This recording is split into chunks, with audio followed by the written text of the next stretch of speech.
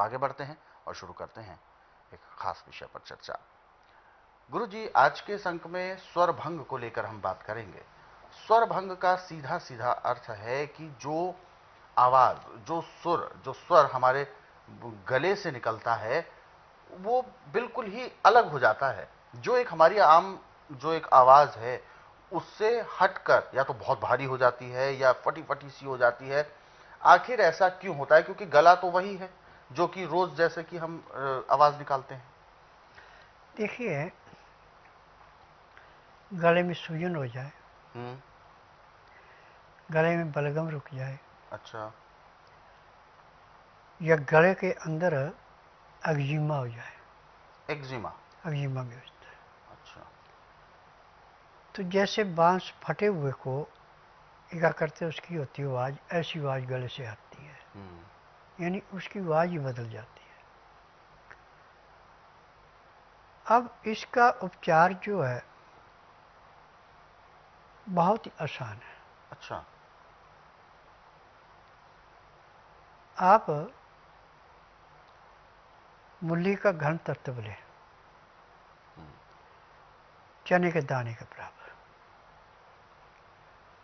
और 2 चम्मच शहद में मिला करके उसको चाटें।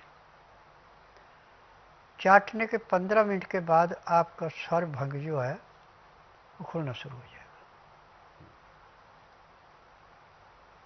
और मूली उसको जितनी खा सकता उतनी खाए। मूली जो है स्वर भंग को ऐसे नष्ट करती है जैसे कूड़े करकट के ढेर को माचिस की तिल्ली जला के समाप्त करती है। मूली व मूली का रस गले को, पेट को, पेशाब को, खून को ऐसे साफ करती है जैसे धोबी मैले कुचैले कपड़े को गर्म पानी में सोडा डाल के उबाल के और उसको बिल्कुल साफ कर देता है, ऐसे साफ करती है। और मूली के बारे में निर्घंटु में लिखा है कि मूली हीटर भी है और मूली फ्रिज भी है, परंतु रोग के अनुसार इसके लेने के तरीके अलग अलग हैं। स्वर भंग वाले के लिए मूली का घन तत्व, मूली का रस और गन्ने का रस, शहद, ये 4 चीजें अमृत के समान है।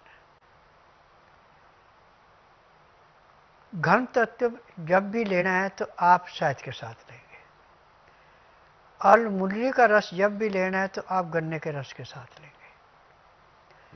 परंतु गन्ने के रस का टेम्परेचर 15 से 18 डिग्री होना चाहिए, उसी में मूली का रस मिला के लेना है।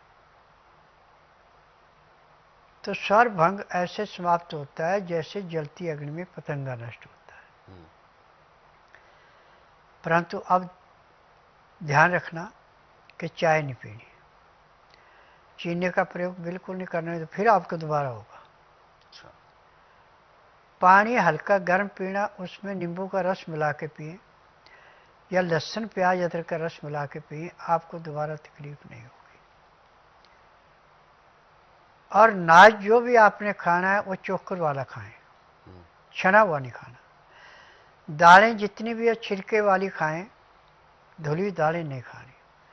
सब्जियां छिलके वाली खाएं, छिली हुई सब्जियां नहीं खानी। और हरी पत्तेदार सब्जियां जितनी ज़्यादा से ज़्यादा खा सकते उतनी खाएं। लाल मिर्च, हरी मिर्च से परहेज करें। काली मिर्च जितनी खाना चाहें उतनी खाएं। काली मिर्च, सौंठ, पीपल, बड़ी इलायची, दालचीनी, सौंठ, ये आप पाउडर बना के किसी भी शीशी में रख सकते हैं। जब भी आप खाना खाने लगे तो चुटकी भर अपनी दाल सब्जियां मिला लेते हैं, तो आपको छौंक से भी ज़्यादा लाभ करती है। परंतु जब हम दाल सब्जी में छौंक लगाते हैं तो खाना देर से पचता है। और खाने को पचाने के लिए सबसे आसान तरीका है कि खाना खाते समय 2 गिलास पानी जो उबालने के बाद ठंडा 15 से 18 डिग्री हो जाए, उसमें लहसुन प्याज अदरक का रस मिलाएं, या काला नमक, काली मिर्च नींबू का रस मिलाएं, 2-4 ग्रास खाना खाया, 2 घुट पानी पिया। खाना खाने में, पानी पीने में 1 घंटा लगा देते हैं तो आपका पैर के तलवे से सिर के बाल तक का पूरा शरीर साफ हो जाता है। क्योंकि लीवर अच्छी तरह पचाएगा, पैंक्री इंसुलिन बनाएगी, पित्ते में तेजाब नहीं बढ़ेगा, गुर्दा खाए पिए को अच्छा साफ करेगा, तिल्ली स्वीकार किए खून को जो गुर्दों से आया स्वीकार करके दिल को देगी, दिल को ऑक्सीजन पूरी मिलेगी, रोग कहाँ से आएगा? रोग हमारी लापरवाही से होता है। जब हम जीभ के टेस्ट के लिए जीभ को अच्छी चुटकोरी बनाते तो हमें रोग आता है।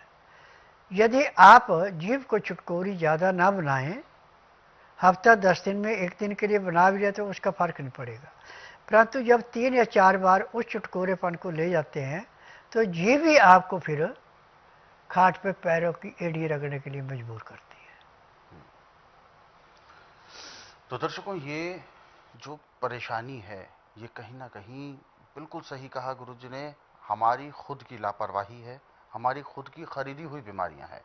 क्योंकि जिन चीज़ों को हम ऊपरी तौर पर ऐसा मानते हैं कि जो वस्तु, जो खाने की वस्तु है, जो जितनी महंगी होगी, जितनी लजीज होगी, दिखने में जितनी अच्छी होगी और जिसकी खुशबू बहुत ही ज़्यादा उम्दा होगी, ऐसी चीज़ को हम बहुत ज़्यादा पसंद करते हैं और उसको बहुत अच्छा माना जाता है कि ये बहुत लाभ देने वाली है।